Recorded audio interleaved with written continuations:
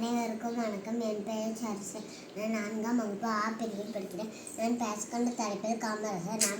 நம் மனதில் நீண்டு நிலைத்து கொண்டிருக்க தலைவர்களில் ஒருவர் காமராசர். ஒரு மனிதன் எப்படி வாழ வேண்டும், எவ்வாறு அரசியல் செய்ய வேண்டும் என்று எடுத்து உரைத்தவர் காமராசர்.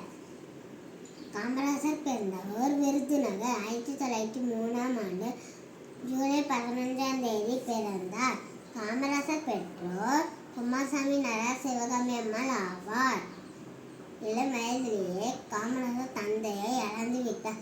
காமராசர் தந்தையை இழந்த பின்பும் பொருளை ஈட்டுவதற்காக மாமாவின் கடையில் வேலை செய்தார். காமராசர் 1953ஆம் ஆண்டு 3ஆம் தமிழக முதல்வர் ஆக பொறுப்பேற்றார். தமிழகத்தை 9 ஆண்டு காலம் ஆட்சி செய்து பள்ளி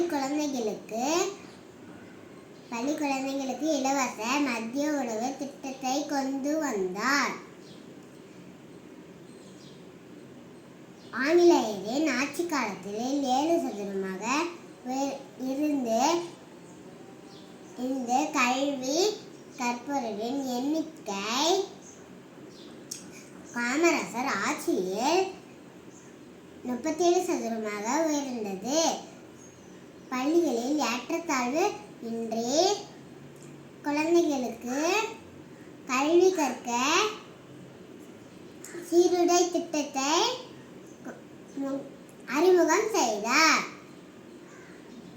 1976இல் பாரத ரத்ன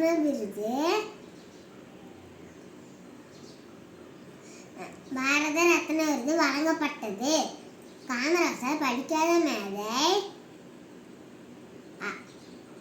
கர்ம வீரர், கல்வி கண் திறந்தவர் என பல பெயர்கள் உண்டு. காமராசரை